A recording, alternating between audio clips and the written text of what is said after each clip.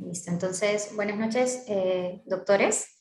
Mi nombre es Rosana Ruiz y a nombre de la Sociedad Peruana de Cancerología agradezco su presencia en esta actividad. El día de hoy vamos a llevar a cabo un Molecular Tumor Board en el que discutiremos dos casos de cáncer de pulmón. Para ello contamos con un selecto panel, el doctor Rodrigo Diezman, oncólogo clínico conocido por todos nosotros, investigador principal del grupo Oncology Data Science del Instituto Valdebrón. También es investigador científico del grupo de oncología computacional de Seattle en Estados Unidos, miembro activo de la Sociedad Peruana Sociedad Europea de Oncología Médica, la Sociedad Americana de Oncología Clínica y de la Asociación Americana para la Investigación del Cáncer. El doctor es también autor de múltiples publicaciones científicas con enfoque en biología molecular. Tenemos también a la doctora Romina Girotti, quien es investigadora clínica en IQVIA, asesora genética para el Instituto Alexander Fleming y profesora de genómica de la Universidad Argentina de la empresa. Y también contamos con el doctor Marco Gálvez, quien es oncólogo clínico, médico asistente del Instituto Nacional de Enfermedades Neoplásicas y especialista en cáncer de pulmón. Vamos a empezar con una ponencia a cargo del doctor Diezman, quien nos hablará sobre la implementación y el valor en la práctica clínica de los Molecular Tumor Board. Luego de ello, el doctor Gálvez presentará el primer caso clínico, seguido de la discusión del reporte del NGS por la doctora Girotti, y tendremos un pequeño espacio para preguntas, y luego repetiremos la misma dinámica para el segundo caso. Entonces, doctor Diezman, ¿podría por favor empezar su presentación? Hola, muchas gracias. ¿Puedes ver mi pantalla? Sí, doctor. Sí, perfecto. Sí. Pues gracias por la invitación. Voy a ser súper rápido. Hay más diapos voy a hacer menos de una por minuto. Así que podemos terminar en 10 minutos y ya seguir los casos. Yo creo que son súper interesantes y vamos a aprender mucho más de los casos, ¿vale? Aquí tenéis mis conflictos de interés. Pues es posible que algunos de vosotros habéis visto parte de esta charla, pero a mí me gusta repetir algunos conceptos importantes. Todo empieza con el testeo, perfilamiento genómico, mejor manera de reportar los resultados para entonces actuar frente a estos resultados. Hay que trabajar mucho en estos tres puntos que sin que este ecosistema todo es favorable, es muy difícil realmente tener gran impacto de medicina de precisión. Entonces, los paneles amplios de NGS con alta calidad son críticos, los Molecular Tumor Boards para ayudar a interpretarlos y acceso a terapias y recogida prospectiva de datos relacionados a los Molecular Tumor Boards también pueden tener un impacto muy grande, ¿vale? Pues esto ya conocéis todo, que yo creo que estamos en un punto de inflexión en número de biomarcadores y de fármacos relacionados a la medicina de precisión.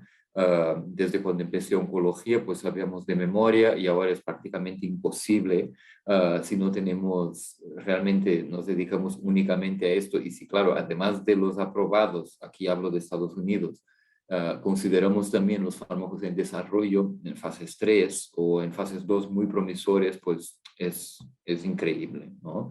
Y también el alcance de la medicina de precisión, acceso a terapias en diferentes tipos tumorales. Ahora mismo con los biomarcadores agnósticos de tumor, pues prácticamente todos los tipos tumorales podrían tener impacto y esto hemos doblado el número de pacientes en la práctica asistencial que tienen beneficio directo de terapias informadas por la genómica, ¿no? Hoy mismo, 1 de cada 3 enfermos con cáncer, digo, todos los enfermos de cáncer que pasan por una consulta, tienen impacto realmente y beneficio directo de esta intervención, ¿vale?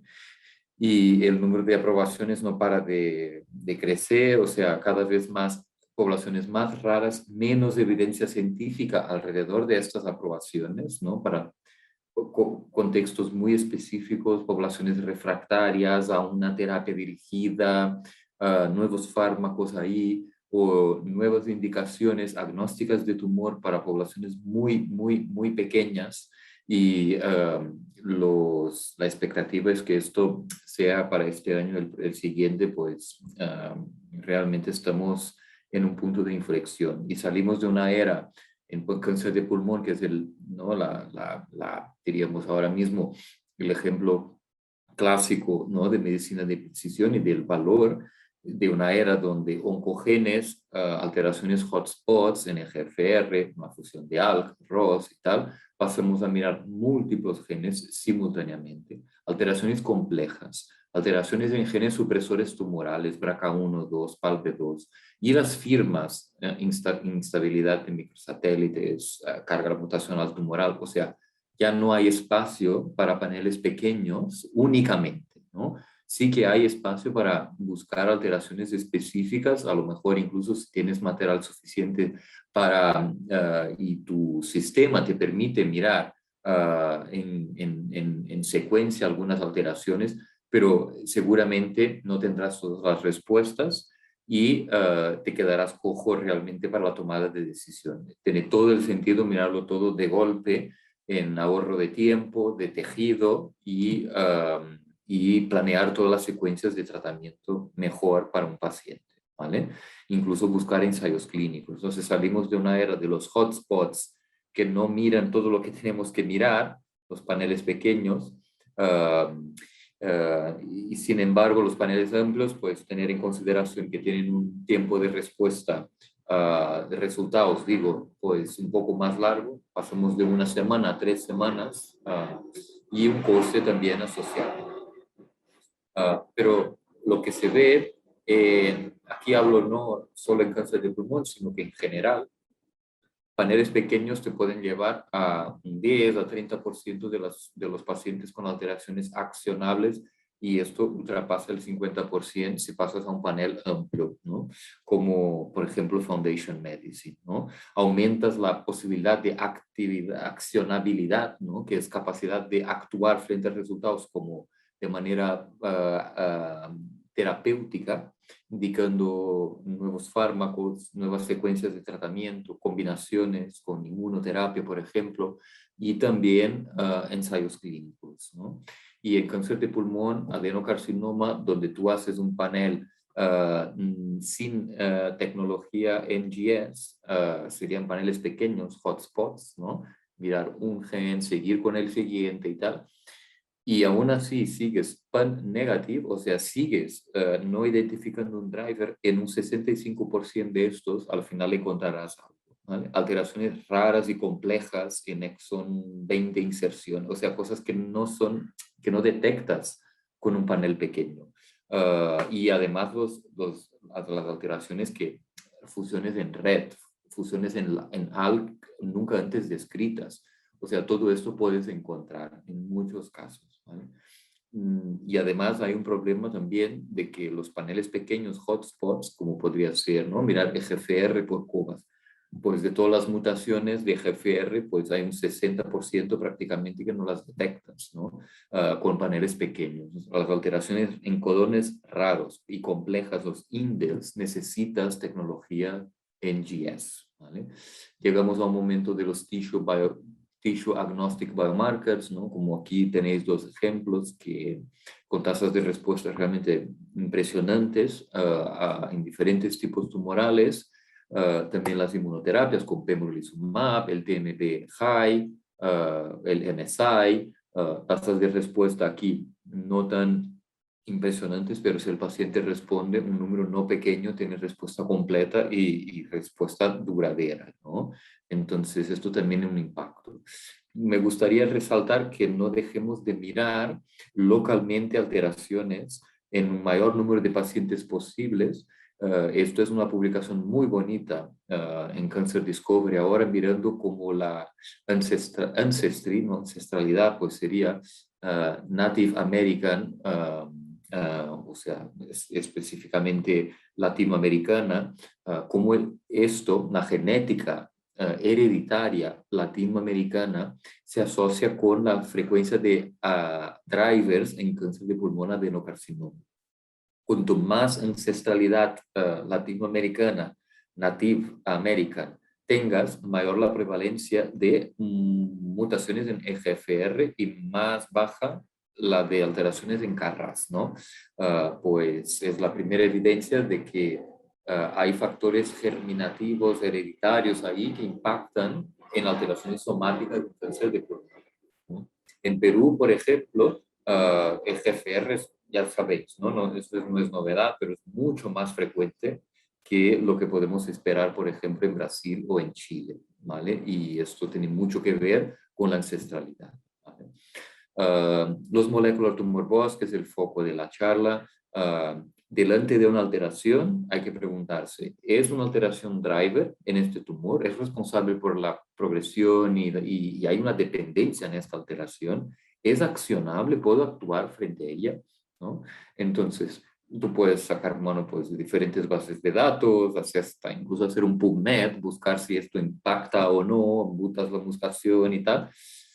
Y al final, pues es complicado. Mejor tenemos un report, un informe, un equipo multidisciplinar que te ayude en esta definición terapéutica y al final aquí se decide por intentar un tratamiento no aprobado, pero con acceso expandido contra metinib para esa mutación en MAP2 quinasa en melanoma. Rarísimo, 1% de los casos, ¿vale?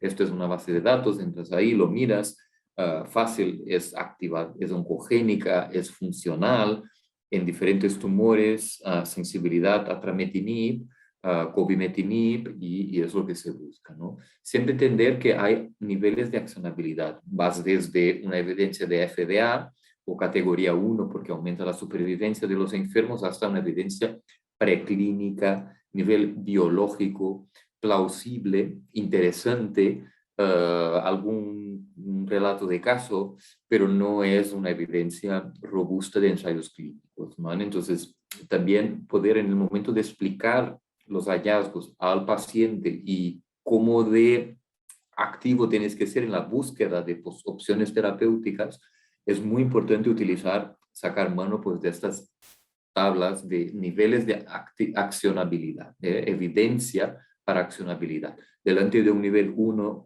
o 2, pues buscar siempre que posible como prioridad.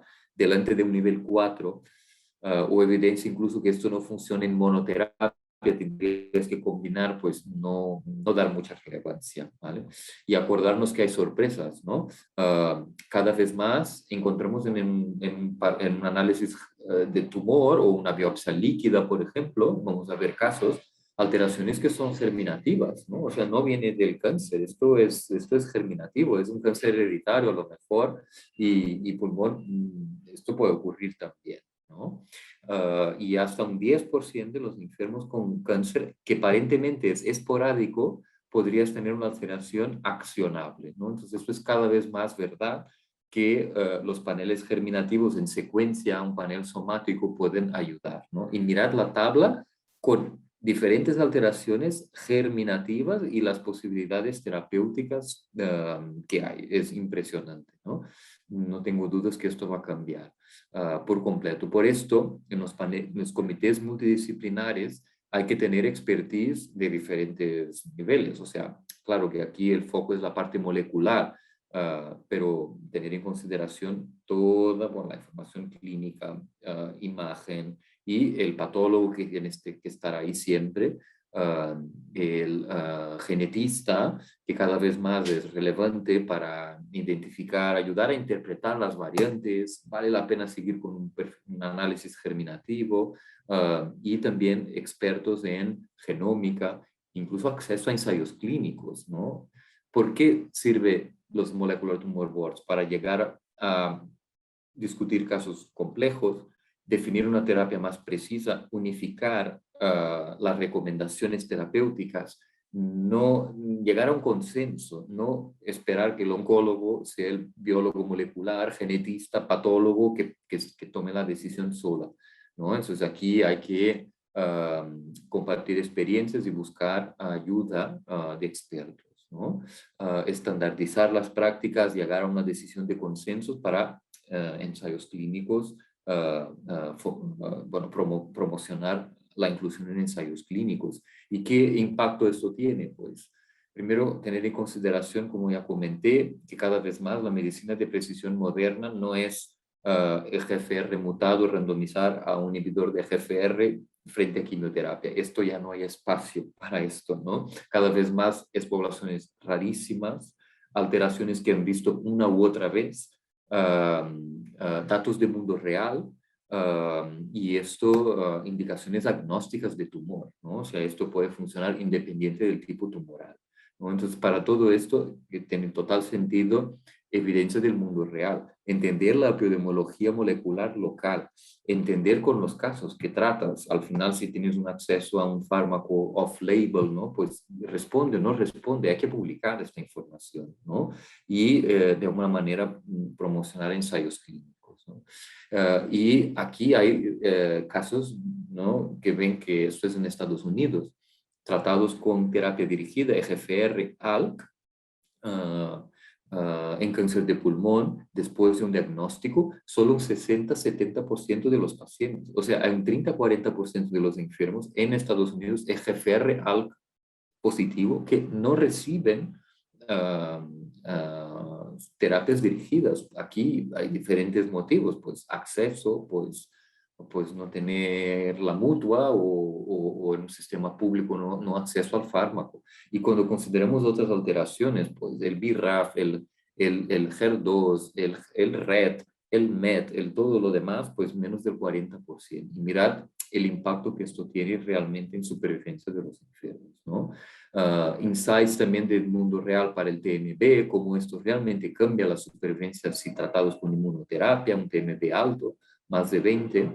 También validar cosas como, por ejemplo, pembrolizumab en tumores instables de inestabilidad de microsatélites, ¿no? La publicación original teníamos 30 enfermos, 40. Después ampliamos a 80.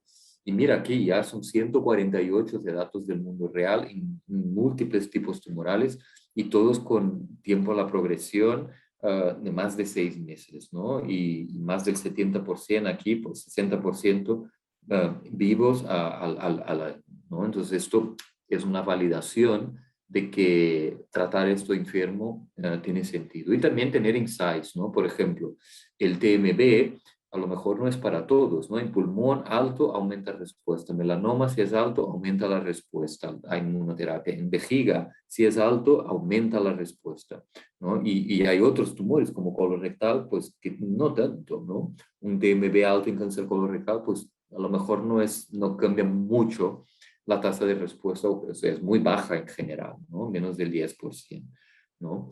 Estar preparados para las aprobaciones diagnósticas de tumor. Tenemos 3 aquí, marcadores, y tenemos muchas que están por llegar a lo largo de los próximos años. Esto va a ser una rutina.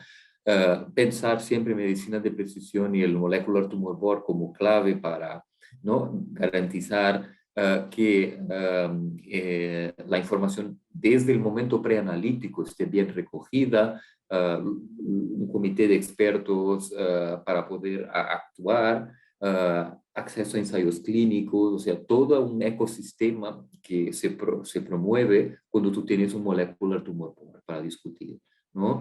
Biopsia líquida, veremos casos hoy que cada vez más también tienen sus particularidades en el momento de interpretación y utilidad clínica, y también sistemas que nos pueden ayudar a decisión terapéutica.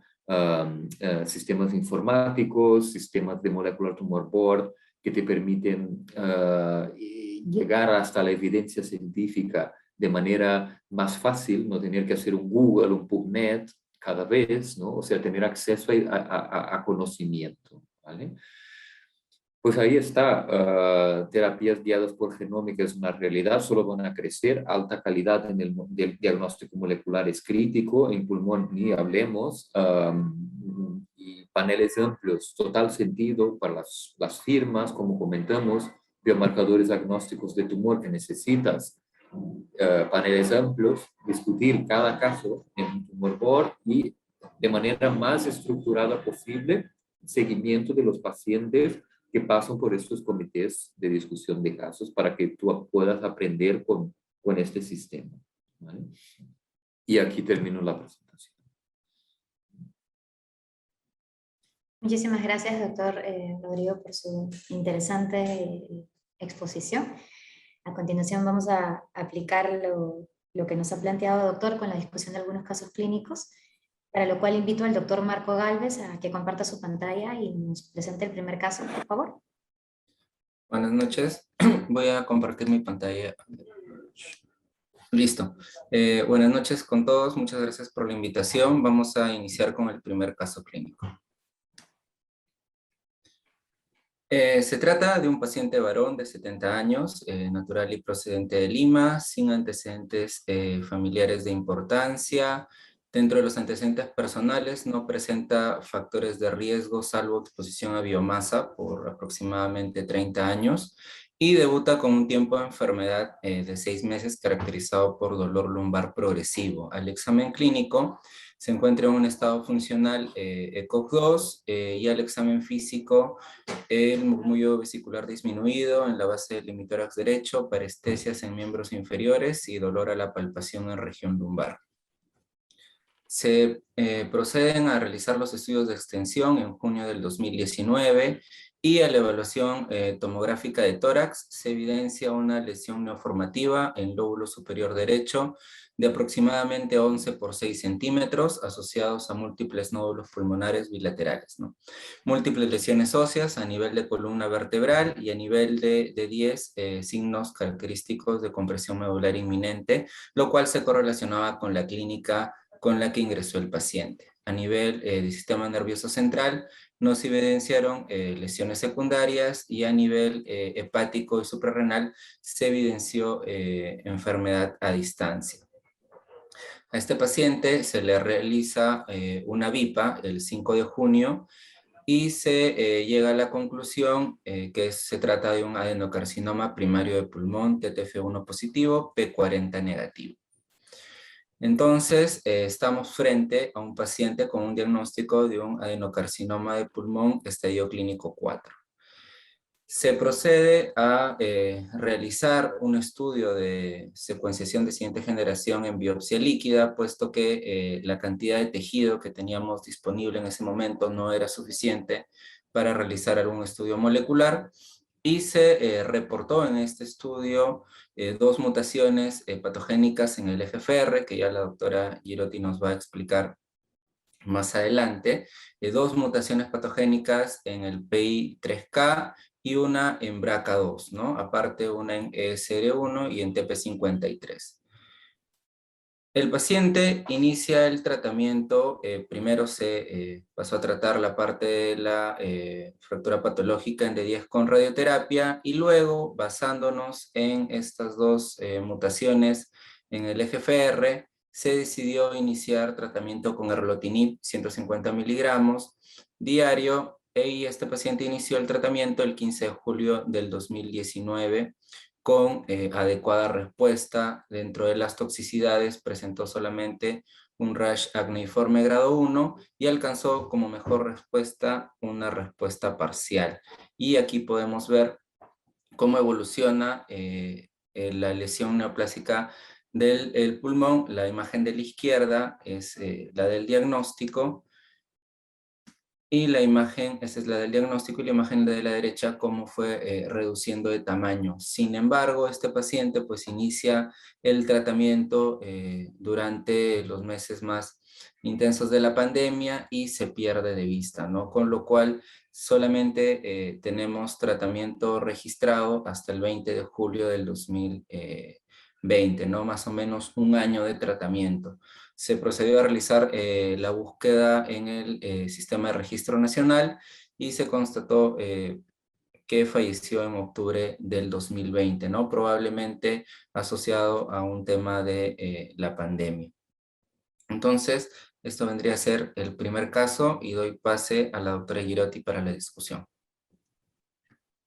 Muchas gracias, Marco. Ahí comparto pantalla. Bien, entonces vamos a usar muchos de los conceptos que contó Rodrigo acerca de la importancia del comité molecular para interpretar este tipo de reportes genómicos. Y lo primero que me parece interesante destacar es que este estudio se hizo en el contexto de un ensayo clínico, que es el estudio BFAST. Nosotros aquí en el hospital, en el Instituto Alexander Fleming, donde participo en el Comité Molecular de Tumores, muchas veces los pacientes son testeados a través de este tipo de estudios genómicos para ensayos clínicos, y quizás el paciente no tiene el biomarcador que le sirva para ser seleccionado para el ensayo clínico. Sin embargo, los resultados genómicos nos sirven mucho para tratar de informar cuál podría ser una posible terapia. Es por esto que el reporte que estamos viendo en este caso de Foundation Medicine, que data del 2019, ya tiene 2 años este reporte, es lo que llamamos un reporte no curado.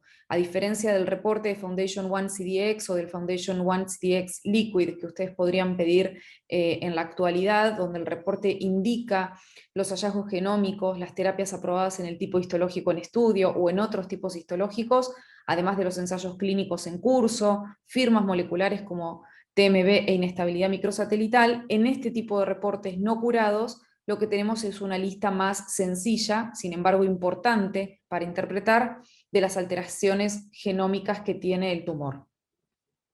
Bien, como contaba el doctor Marco, lo que tenemos acá es un paciente que tiene en su biopsia líquida alteraciones moleculares en diferentes drivers oncogénicos. No siempre hay uno solo, sino que hay casos en donde vamos a encontrar más de uno, y ahí la pregunta es cuál es el principal, podemos accionar más de uno, cuál sería la mejor combinación terapéutica. En este caso es un caso infrecuente en donde encontramos 2 mutaciones activantes y oncogénicas del gen EGFR. Por un lado, la EGFR S768I, que es una mutación rara e infrecuente, y por otro lado, la mutación EGFR G719S.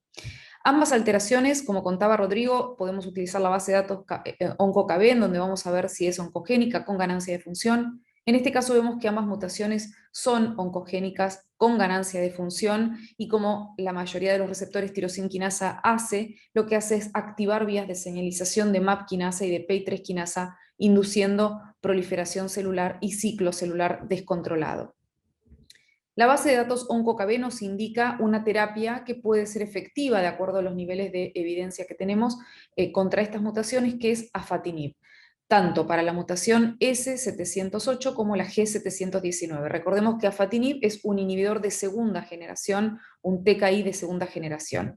Me gustaría compartir los datos de este estudio que se realizó aquí en el Instituto Alexander Fleming de Argentina. Algunos de ellos son mis colegas, el doctor Diego Caen, el doctor Claudio Martín, quienes estudiaron la presencia de mutaciones poco frecuentes de EGFR en pacientes con cáncer de pulmón y presentaron este trabajo en el Mundial de Pulmón recientemente. Lo que hallaron en este estudio es que hay una distribución de mutaciones de EGFR, donde vamos a ver, por supuesto, las más prevalentes, como son las mutaciones simples. Si bien son raras, son simples en el aspecto de que es una sola mutación, son todas mutaciones no comunes de EGFR, y como vemos el 78% tiene una única mutación rara y un 22% tiene mutaciones complejas. En este caso lo que tenemos acá es un paciente que tiene 2 mutaciones complejas, y es lo que llamamos esta mutación G719S y la S768I. En nuestra población de Argentina, este tipo de mutaciones se ha observado en un 5% de los pacientes. Y dentro de este complejo de mutaciones lo que tenemos es raro más raro. Ambas son mutaciones raras. Cuando llamamos clásica más rara, podría ser un ejemplo de una 858R más una G719S. Aquí son 2 mutaciones raras. Esto es lo que se ha observado respecto de la progression free survival y overall survival en pacientes tratados con primera línea de inhibidores de TKIs de EGFR. Y lo que se ve es que en pacientes con la mutación S768I y G719 se observa cuál ha sido el beneficio clínico de estos pacientes al ser tratados con inhibidores de TKI, afatinib en particular, en primera línea, y se ve que la mutación S768I ha tenido respuesta y overall response y disease control rate en pacientes tratados con esta terapia. Sin embargo, acá lo que tenemos, como les dije, es 2 mutaciones.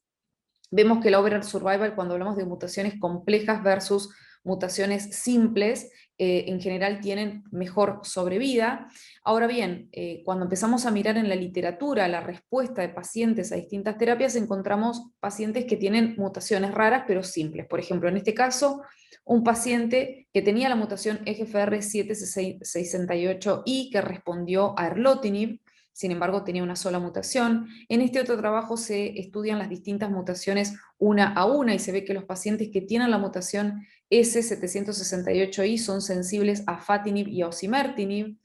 En este trabajo que se realizó en una cohorte de pacientes con mutaciones también raras en EGFR, vemos que para la mutación G719S y para la 768I hay diferentes estudios que muestran respuesta en pacientes de China con distinto valor. La overall response rate no es algo que se reproduzca en los distintos estudios, sin embargo se ve cierto grado de respuesta a diferentes inhibidores de primera y segunda generación, más principalmente inhibidores de segunda generación. Estos son gefitinib y erlotinib, se ven respuestas de aproximadamente 33, 75, 27%, sin embargo con afatinib se ven respuestas de 100, 63%.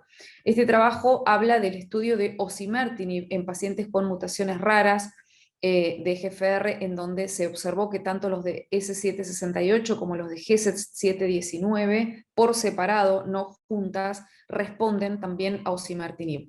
Quizás este es uno de los mejores estudios que analiza la respuesta a afatinib de pacientes con doble mutación rara, y justo hay en este estudio 38 pacientes que tenían mutaciones dobles, complejas, ya sea raro más frecuente o raro con raro, y lo que vemos es 5 pacientes que tenían las mismas 2 mutaciones que vemos aquí, que son la G719S y la S768I, y en ese caso tuvieron una respuesta objetiva del 77% a afatinib. Es decir que de lo que estamos viendo, afatinib, el inhibidor de segunda generación, parecería ser el que más evidencia científica tiene de ser un inhibidor con buena eficacia terapéutica en el contexto de ambas mutaciones.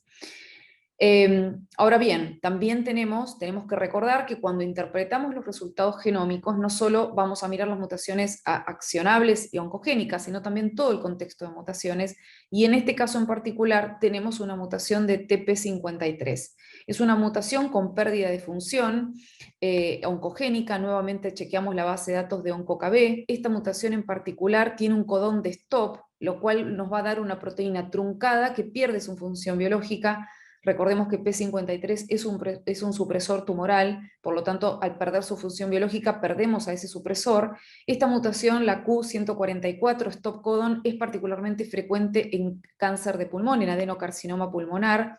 Es una mutación patogénica que ha sido descrita en casos de síndrome de Li-Fraumeni, y es por eso que es importante considerar no solo la importancia de considerar la P53 en el contexto de una mutación de EGFR, sino también que si esta mutación en particular ya ha sido descrita en pacientes con síndrome de Li-Fraumeni, pensar en asesoría genética, más allá de que en este caso el paciente ha fallecido, considerarlo para su familia. Las guías nos indican que las mutaciones de TP53 deberían ser consideradas y testeadas a nivel germinal en tumores de pacientes de menos de 30 años, es decir, no es una evidencia que nos mandatoria de que hay que hacer el testeo germinal, pero sí considerar que existe esta evidencia que nos muestra que esta mutación es patogénica en el contexto germinal. Ahora bien, además de ser posiblemente patogénica en el contexto germinal, obviamente que esto hay que confirmarlo y hay que hacer un estudio pertinente germinal para ver si esa mutación está ahí. La mutación de TP53 influencia la sobrevida de pacientes con mutación de EGFR y también la respuesta, sobre todo cuando la mutación de TP53 está en el exón 8. En este caso es una alteración del exón 5, pero lo que sí está reportado es que en pacientes con adenocarcinoma pulmonar, mutantes para EGFR, que además tengan una coexistencia de mutación en P53, tienen una peor sobrevida comparado con pacientes EGFR mutados sin la mutación de TP53. Y esto es relevante para interpretar y pensar en cuál es el tratamiento del paciente.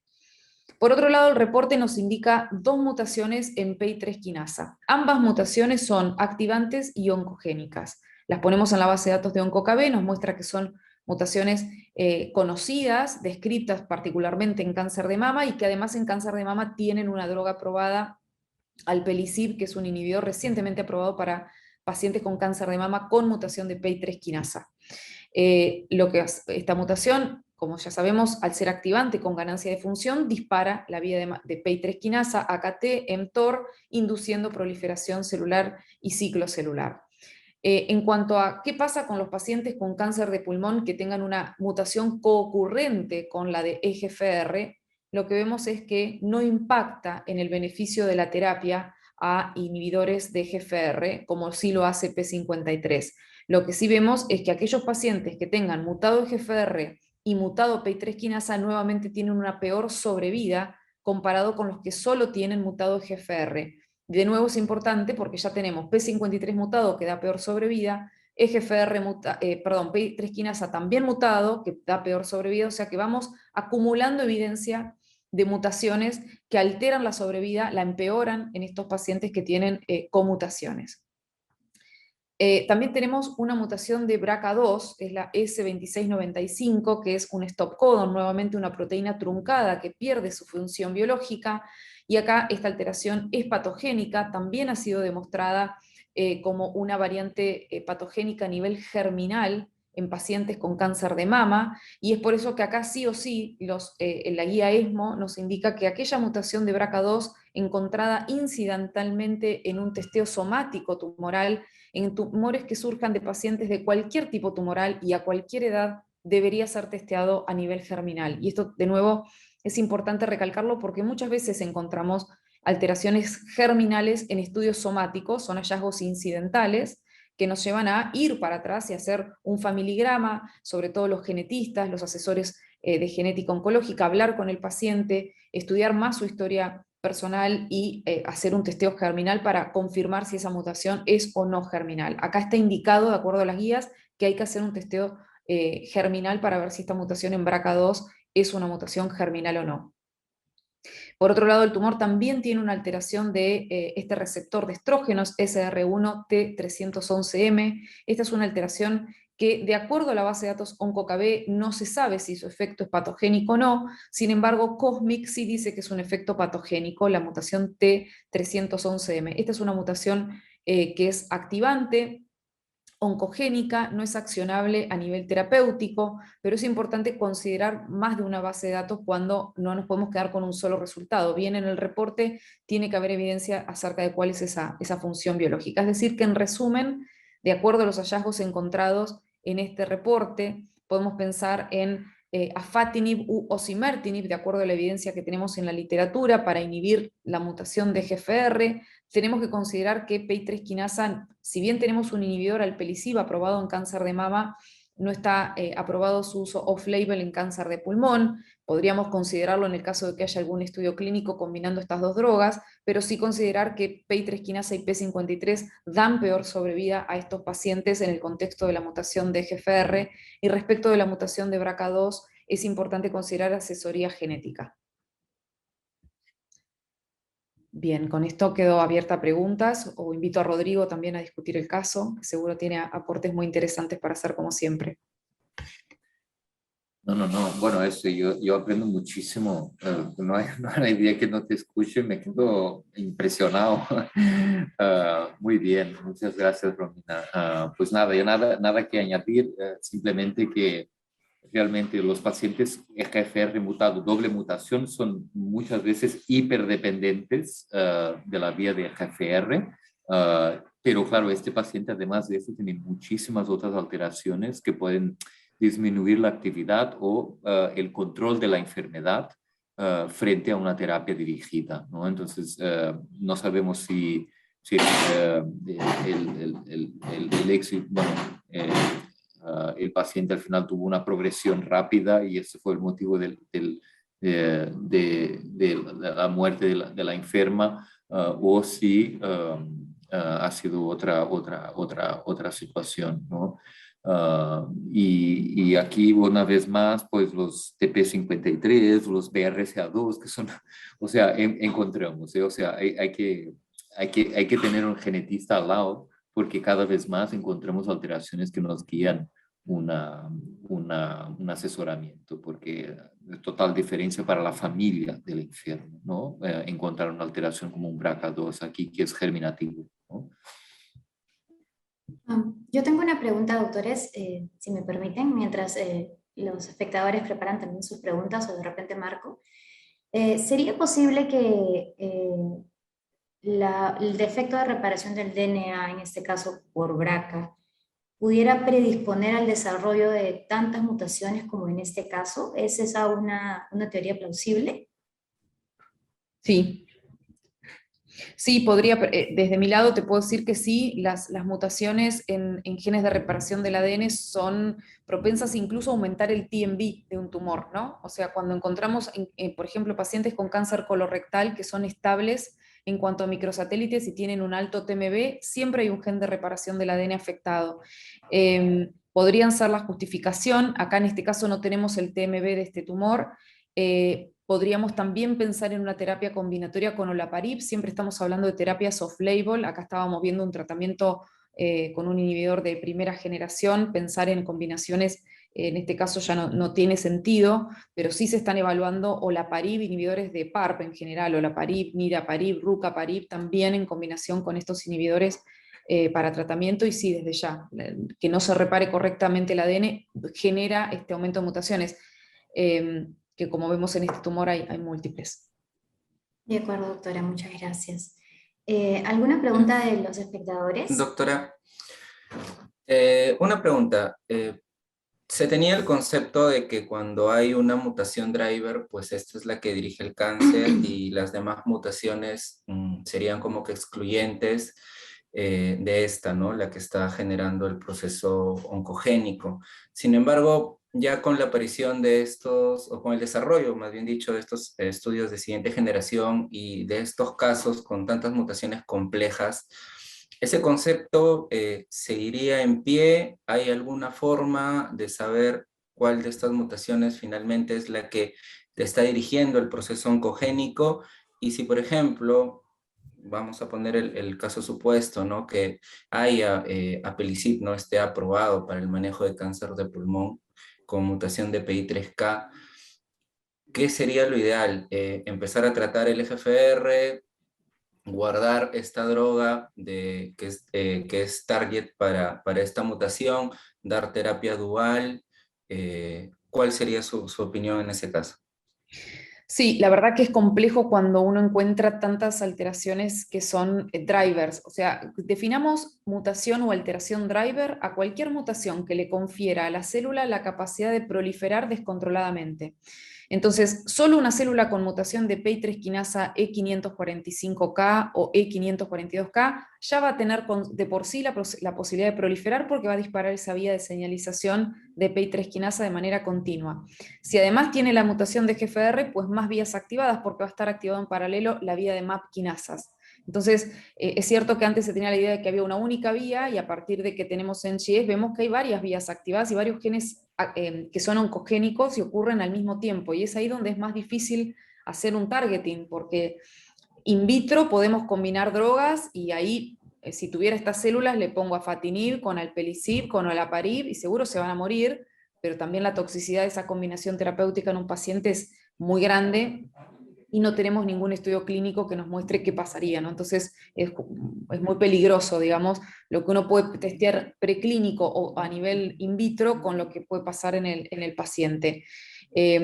Tomar una decisión terapéutica en este caso, siempre vemos que cuando apagamos un receptor tirosin quinasa, como con un inhibidor de GFR, mientras tengamos río abajo de la vía de señalización otra proteína activa, como acá va a ser PI3 quinasa disparando AKT, siempre el beneficio clínico va a ser limitado, porque va a ser independiente de que GFR esté bloqueado. PI3 quinasa sigue trabajando sola y no la estamos inhibiendo, porque el inhibidor no actúa sobre PI3 quinasa.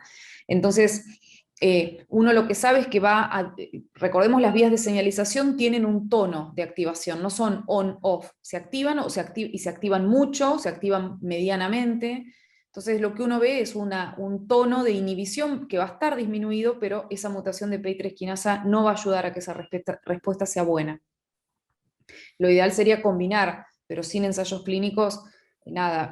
A nosotros nos pasa mucho de ver, cuando interpreto resultados de pacientes incluso progresados a 8 líneas de tratamiento en cáncer de pulmón, uno termina eligiendo el Empower 150, que es como una bomba atómica de drogas, un inhibidor de PDL1 con bevacizumab, con quimioterapia, y bueno, es lo único que funciona, meter todo junto, en estos casos, ¿no? Cuando uno ve tantas mutaciones. Yo siempre arranco mirando si hay algún biomarcador de respuesta a inmunoterapia. Cuando veo tantas mutaciones, digo, a ver si hay alguno de inmunoterapia para no tener que estar pensando en combinaciones terapéuticas de TKI que termina siendo siempre poco efectivo cuando hay tantas mutaciones. Si no la hay, bueno, sabemos que la respuesta va a ser limitada y fíjense que este paciente respondió por poco tiempo. Igualmente el inhibidor que recibió, el de primera generación, quizás no era el más efectivo para este contexto de mutaciones, sino uno de segunda o uno de tercera. El doctor Mas tiene una pregunta, doctor Mas. Sí, buenas noches, para felicitar a la doctora y al profesor porque han tenido unas charlas muy interesantes. Una pregunta, hemos visto que la sensibilidad para poder determinar los blancos terapéuticos, que lo que hacemos en la práctica diaria, tiene una sensibilidad limitada, entonces no vamos a poder determinar todas las alteraciones moleculares que puedan estar acompañando a esto, a un tumor en un determinado paciente.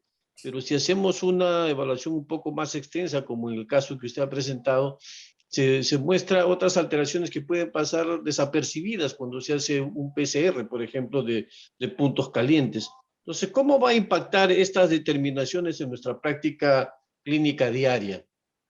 O sea, ¿todos deberían Sí. tener NPC o deberíamos seguir haciendo puntos calientes? A ver, es una pregunta excelente y siempre caemos en la misma respuesta que es, depende del costo. Lamentablemente en nuestra práctica en Latinoamérica, el costo de la secuenciación termina siendo una limitante. Nosotros vemos muchos casos en el comité molecular en donde un paciente que era inicialmente EGFR negativo, progresa a la terapia quimio, por ejemplo, se le hace una biopsia líquida más adelante y aparece una mutación de EGFR. Y uno dice, pero ¿cómo? Si era negativo. Y uno va a mirar y era un hotspot. Recordemos que la PCR va a cubrir con primers 20 mutaciones, las más frecuentes de EGFR, pero va a dejar de lado un 15% de mutaciones que son infrecuentes, pero son accionables y oncogénicas. Entonces por ahí aparece una inserción del exón 20 que no habíamos visto, porque habíamos hecho una PCR de hotspot y no la había detectado, pero no significa que no estaba. Y ese paciente se perdió de recibir una terapia a tiempo inhibidora de EGFR. ¿Qué es lo que conviene? Definitivamente siempre hacer NGS. En pulmón está más que demostrado. Las guías ESMO y un paper que salió hace poco en Annals of Oncology muestran que costo-beneficio en pulmón con la cantidad de biomarcadores que hoy tenemos es la forma de hacerlo es por NGS. ¿Que podemos hacerlo? No podemos hacerlo en todos, porque en nuestra región lo paga el paciente out of pocket, entonces es una limitante. Ahora, la práctica nos indica que hay que hacer NGS. No sé qué opina Rodrigo, pero me imagino similar. Sí, igual, en pulmón es así. Y la verdad es que, claro, ¿qué hago con todo lo demás que encuentro y que no puedo actuar, ¿no? Al final esto te da un poco indicios de que si tienes que hacer un seguimiento más estrecho de un enfermo, por ejemplo, todas esas alteraciones pueden decir, oye, peor pronóstico, esto va mal, o sea, va a responder, pero a lo mejor no tanto, ¿no? No va a ser el PFS de 14 meses que tenemos en el ensayo clínico, ¿no? Entonces también un control más estrecho ayuda a entender la secuencia de tratamientos que podrías intentar, pero yo me gustaría decir que, claro, con un EGFR mutado y tratas con un inhibidor específico, imagínate que recibe aquí afatinib o simertinib y controla la enfermedad por mucho tiempo. Lo que ocurre a los 2-3 años posiblemente es diferente de lo que está aquí ahora. Entonces, ahí a veces a lo mejor antes del PI3 quinasa, a lo mejor yo preferiría otra biopsia líquida para mirar si a lo mejor hay otras cosas del EGFR o el BRCA ahora empieza a ser dominante, ¿no? Entonces también yo pensar siempre que un enfermo tratado con una terapia dirigida y controlada por mucho tiempo, lo que ocurre al final, después de tanta presión de las clonas del tumor, puede ser diferente de lo que encuentras en la foto del principio, ¿no? De acuerdo, doctor. Muchas gracias por su comentario. Muchas gracias, doctores. Vamos a dar paso al siguiente caso. Marco, por favor. ¿Me confirman si se ve? Sí. Sí, Marco. Perfecto. Entonces, pasamos al segundo caso. Esta es una mujer de 62 años, también de Lima, sin antecedentes familiares de cáncer. y con un antecedente personal de tuberculosis pulmonar diagnosticado en el 2016 sin factores de riesgo y con un tiempo de enfermedad de 2 meses caracterizado por tos persistente. Es más, este tiempo de enfermedad inicia prácticamente junto al diagnóstico de tuberculosis pulmonar que fue en el 2016, ¿no? La paciente ingresa con un status performance de 1, solo sin mayores alteraciones a nivel clínico. Se le hace estudios de extensión en septiembre del 2016 y en la tomografía de tórax se evidencia pues una lesión neoformativa en pulmón derecho de 4 centímetros asociada a adenopatías mediastinales, ¿no? La tomografía del cerebro y de abdomen pelvis no evidenciaron lesiones secundarias. Se le realizó una biopsia el 12 de septiembre de esa lesión neoformativa, llegando a la conclusión de que se trataba de un adenocarcinoma primario pulmonar. Estábamos hasta ese entonces con el diagnóstico de adenocarcinoma de pulmón, estadio clínico 3B, irresecable, e inició tratamiento con carboplatino pemetrexed por 4 cursos de octubre a diciembre del 2016, con respuesta parcial en marzo del 2017. Se procede a realizar la cirugía de la enfermedad residual y pasa a observación con controles negativos, ¿no? Su último control negativo fue en octubre del 2018, más de 1 año y medio después, con PET negativo. Ya para el control de diciembre del 2019, el PET muestra un engrosamiento hipermetabólico del lecho quirúrgico y un nódulo en el lóbulo superior derecho asociado a enopatías mediastinales hipermetabólicas, ¿no? Es en este caso, en este punto de la recurrencia, en el que se le realiza una biopsia y se solicita un estudio de NGS en la muestra tomada, ¿no? Y se encuentra una mutación patogénica en BRCA2. Con este resultado y sin tener opciones terapéuticas de tratamiento dirigido, a la paciente se la recluta para un ensayo clínico en el cual inició tratamiento con olaparib, 300 miligramos 2 veces al día, asociado a pembrolizumab.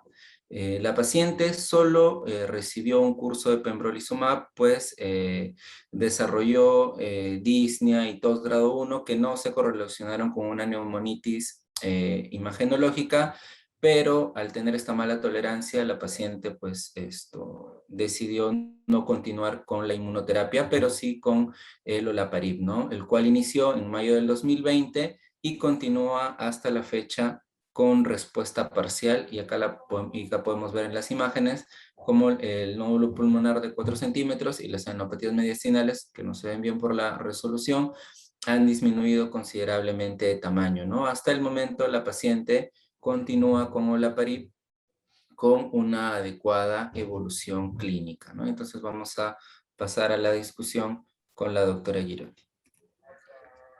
Muy bien, ahí comparto. Bien, lo que tenemos entonces en este caso es una sola mutación, a diferencia del caso anterior donde habíamos visto tantas mutaciones. En esta paciente tenemos una sola mutación en BRCA2. Lo que es interesante me pareció cuando me pasaron los casos para discutir, este es uno de los que me interesaba, es breve la discusión, pero es un punto súper importante, que son estos hallazgos posiblemente germinales incidentales en una biopsia líquida. Lo que tenemos es una mutación con pérdida de función de la proteína BRCA2, es un cambio en el marco de lectura que genera un codón de terminación, dando una proteína de nuevo truncada que pierde su función biológica, con una frecuencia alélica elevadísima del 52.6% en la biopsia líquida. Esta alteración es, por un lado, patogénica, claramente, está reportada en las bases de datos de ClinVar, Barsom, como una alteración patogénica, y además reportada esta alteración en casos germinales, ¿no? Estos son varios reportes de diferentes estudios de pacientes con cáncer de mama con la alteración que estamos viendo acá, germinal, y que desarrollaron cáncer de mama por tenerla. ¿Cuál es el punto de este reporte? más allá de que la puntuación de BRCA está siendo accionada con olaparib, las guías de estudio nos indican que cualquier alteración en biopsia líquida, es decir, en ADN circulante, que tenga una frecuencia alélica cercana al 50 o mayor al 50, tiene que ser testeado a nivel germinal.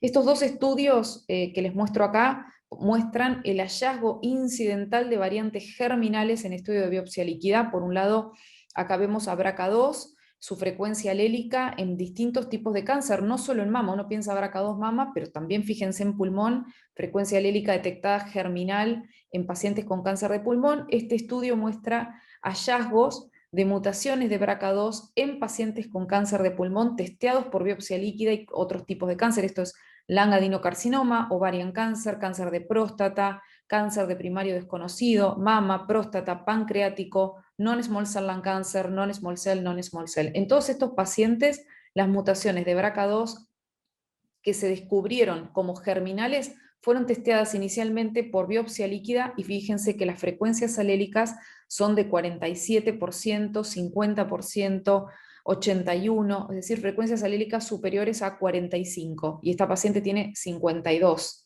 Además, las guías nos indican que la asesoría genética se tiene que realizar y el testeo germinal cuando encontremos una mutación de BRCA2. Así que además de pensar en el tema del tratamiento y cómo poder accionar esta mutación, todo nos indica que esta mutación es muy posiblemente germinal y hay que hacer el testeo correspondiente. Eso es todo. Perfecto. Muchas gracias, doctora. Doctor Diezman, ¿algún comentario? Sí, ¿O de los doctores? Me gustaría comentar que, claro, mucha evidencia hay de la accionabilidad de las mutaciones de BRCA a nivel germinativo y también somático en tumores asociados a BRCA, que son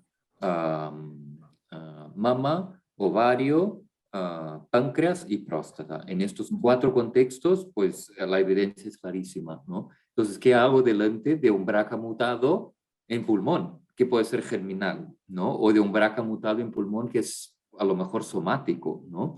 Ahí hay bastante menos evidencia del valor de inhibidores de PARP, pero como regla general, para estos tumores que no son asociados a BRCA, por reconocidos asociados a BRCA, esos 4 tumores, si la alteración es germinal, la probabilidad de que el tumor tenga también el segundo alelo con la alteración y que sea dependiente de la vía, ¿no?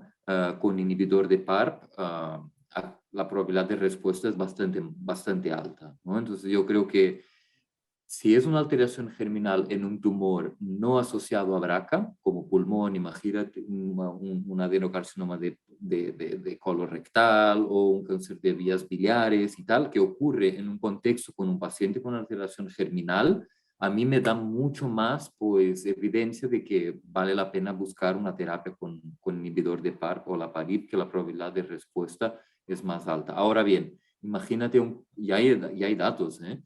Gran parte de los pacientes con cáncer de pulmón con mutaciones en BRCA no es germinal, es somático apenas, ¿no? Y hay incluso ensayos clínicos que ven que respuestas es menos del 10%, ¿no? De respuesta con inhibidor de PARP con una alteración somática en cáncer de pulmón en BRCA. Es muy bajo, ¿no? Eso ocurre más bien en tumores escamosos, ¿no? Entonces, claro, a mí me gusta siempre pensar, BRCA mutado, hago 2 preguntas. ¿Es germinal o es somático? ¿Es un cáncer asociado a BRCA o no asociado a BRCA? ¿No? Entonces, con estas 4 variables, yo intento montar mi raciocinio.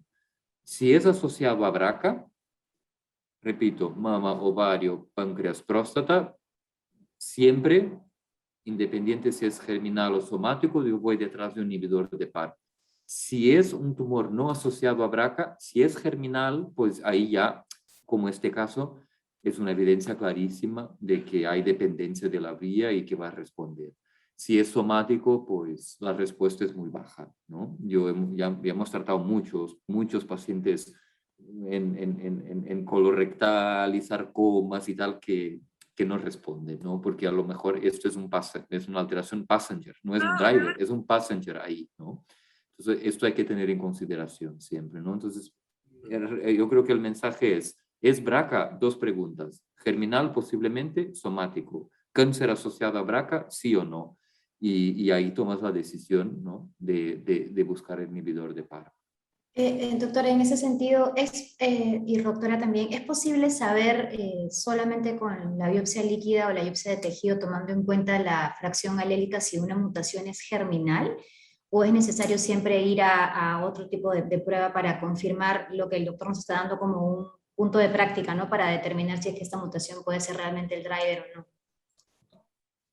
Hay que confirmar. Esa es mi Siempre. respuesta. Siempre. Perfecto. O sea, la presión alélica nos puede inducir a pensarlo, pero no es categórico. Es Sí. altísimas chances, pero hay que confirmarlo. Sí.